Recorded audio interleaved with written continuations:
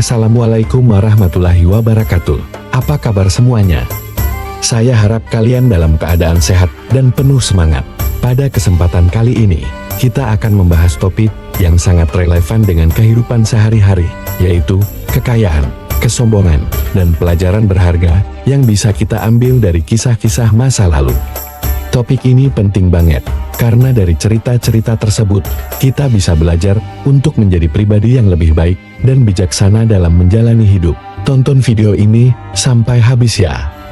Jangan sampai ketinggalan poin-poin menarik yang mungkin akan menginspirasi kalian. Banyak orang mendambakan kekayaan dan memiliki banyak uang, karena hal itu sering dianggap sebagai simbol kesuksesan dan kehormatan di mata masyarakat. Dengan kekayaan, seseorang cenderung dihormati, dipandang tinggi, dan tidak lagi diremehkan. Uang membuka banyak peluang untuk memenuhi keinginan dan membeli apa saja yang diimpikan dan menjalani hidup dengan kenyamanan. Namun, dalam perjalanan mengejar kekayaan dan kehormatan, muncul ujian yang tak terelakkan. Seringkali, kekayaan membawa sifat kesombongan yang perlahan merubah seseorang ketika seseorang mencapai kemewahan dan mulai dipandang tinggi oleh orang lain.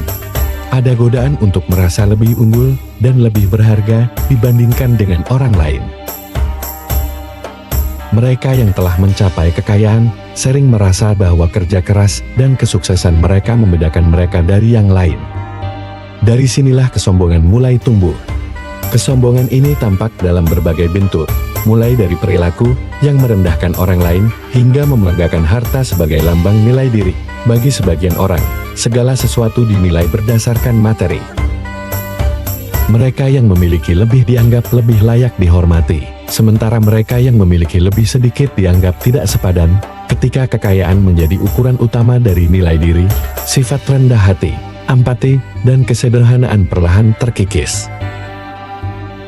Bahkan dalam lingkaran pertemanan, kesombongan ini sering terlihat. Orang-orang yang dulunya ramah dan hangat mulai membatasi pergaulan. Terkadang hanya bergaul dengan mereka yang dianggap sekelas, dan jarang lagi berbaur dengan orang-orang biasa di mata masyarakat. Mereka mungkin tampak sukses dan dihormati, padahal kekayaan hanyalah alat, bukan tujuan akhir. Jika tidak diimbangi dengan sikap rendah hati dan bijaksana, kekayaan justru dapat menjauhkan seseorang dari orang-orang di sekitarnya dan dari kebahagiaan sejati. Kekayaan yang hakiki adalah hati yang bersyukur, sifat empati yang tulus, dan hidup yang bermakna, bukan sekadar angka di rekening atau pengakuan dari orang lain. Kekayaan, sebesar apapun, tetaplah titipan yang sewaktu-waktu bisa hilang. Di salah satu kisah terkenal tentang manusia yang sombong dan akhirnya dihukum karena kesombongannya, yang terjadi pada zaman Nabi Musa alaihi salam, yaitu kisah tentang Qorun. Dalam ensiklopedia Al-Quran dan hadis pertama yang diterbitkan oleh Alita Aksara Media, disebutkan bahwa Qorun adalah salah seorang sepupu Nabi Musa, anak dari Yasar yang merupakan adik kandung ayah Nabi Musa, Imran. Baik Nabi Musa dan Qorun masih termasuk keturunan Nabi Yakub, karena keduanya merupakan cucu dari Quhas bin Lewi. Adapun Lewi bersaudara dengan anak Nabi Yakub, Yusuf. Oleh karena itu, apabila diurutkan nasabnya maka nama lengkapnya adalah Qorun bin Yasar bin Quhas bin Lewi bin Yakub bin Ishak bin Ibrahim. Sebelum menjadi hartawan yang bergelimang kekayaan, Qorun sangatlah miskin dan memiliki banyak anak. Ia bahkan sempat meminta Nabi Musa untuk mendoakannya agar diberikan harta benda dan permintaan tersebut dikabulkan oleh Allah.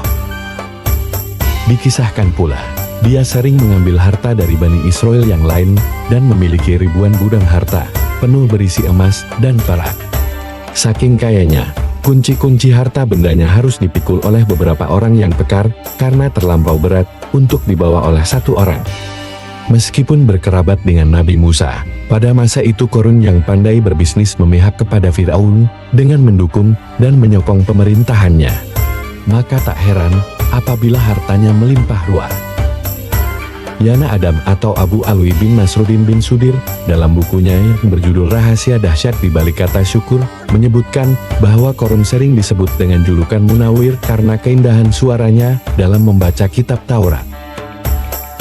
Qatadah Muqatil dan Al-Kalbi mengatakan bahwa Korun adalah kaum Bani Israel yang paling bagus bacaan Tauratnya. Ia bahkan merupakan ahli kitab Taurat setelah Nabi Musa dan Harun, namun di balik ilmu dan hartanya yang berlimpah, Korun termasuk ke dalam golongan orang-orang yang munafik karena harta bendanya telah membutakan hatinya. Banyak orang saleh yang mengingatkannya dan menasihati agar ia tidak bersikap berlebihan dan tinggi hati, namun Korun mengabaikannya dan menganggap bahwa harta yang dimilikinya didapat dari ilmu dan usahanya tanpa campur tangan dari Allah. Hal ini termaktub dalam Al-Quran Surat Al-Qasas ayat 78. Dia Korun berkata, "Sesungguhnya aku diberi harta itu semata-mata karena ilmu yang ada padaku. Tidakkah dia tahu bahwa sesungguhnya Allah telah membinasakan generasi sebelumnya yang lebih kuat daripadanya dan lebih banyak mengumpulkan harta?" Orang-orang yang durhaka itu tidak perlu ditanya tentang dosa-dosa mereka. Bahkan, Korun seringkali melewati kaum Bani Israel dengan pakaian beserta harta yang mewah. Ia diiringi oleh para pembantu dan juga budak yang siap sedia melayaninya. Tentu saja hal itu membuat orang-orang iri, bahkan sampai berangan-angan memiliki kekayaan seperti Korun. Sebagaimana yang tercantum dalam Al-Quran Surat Al-Qasas ayat 79. Maka, keluarlah dia Korun kepada kaumnya dengan kemegahannya. Orang-orang yang menginginkan kehidupan dunia berkata, "Andai kata kita mempunyai harta kekayaan seperti yang telah diberikan kepada Korun, sesungguhnya dia benar-benar mempunyai keberuntungan yang besar." Pada akhirnya Korun diazab oleh Allah, yakni dengan dibenamkan ke dalam tanah dalam waktu semalam. Dalam beberapa riwayat disebutkan bahwa Allah menurunkan gempa bumi yang dahsyat beserta tanah longsor. Tempat Korun ditenggelamkan bersama dengan harta dan pengikutnya telah menjadi danau yang dikenal sebagai Danau Korun atau Bahirah Korun. Adapun yang tersisa hanya puing-puing istana Korun yang terletak di daerah Al-Fayyum, Mesir. Hal ini tercantum dalam firman Allah, yakni Al-Quran Surat Al-Qasas ayat 81. Lalu, kami benamkan dia Korun bersama rumahnya ke dalam bumi. Maka, tidak ada baginya satu golongan pun yang akan menolongnya selain Allah, dan dia tidak termasuk orang-orang yang dapat membela diri. Korun tenggelam bersama seluruh harta kekayaannya ke dalam perut bumi dan tidak ada satupun yang tersisa. Tidak ada pula satu orang saja dari keluarga, kerabat, teman, maupun pengikutnya yang mampu menyelamatkannya. Harta dan ilmu yang dimiliki dan diagung-agungkan olehnya justru menjadi malapetaka baginya. Melihat apa yang telah menimpa Korun, orang-orang yang tadinya merasa iri hati dan berandai-andai ingin memiliki harta seperti Korun kemudian menjadi semakin beriman dan memperbanyak kesabaran. Mereka juga memuji Allah atas peringatan yang telah disampaikan, sebagaimana dalam Al-Quran Surat Al-Qasas ayat 82. Orang-orang yang kemarin mengangan-angankan kedudukannya Korun itu berkata, "Aduhai, benarlah Allah melapangkan rezeki bagi siapa yang dia kehendaki dari para hambanya, dan dia juga yang menyempitkan rezeki bagi mereka. Seandainya Allah tidak melimpahkan karunia-Nya pada kita, tentu dia telah membenamkan kita pula. Aduhai, benarlah tidak akan beruntung orang-orang yang ingkar terhadap nikmat." Demikian kisah dari Korun, seorang kaya raya yang mendapatkan peringatan keras dari Allah berupa azab atas sikap sombongnya.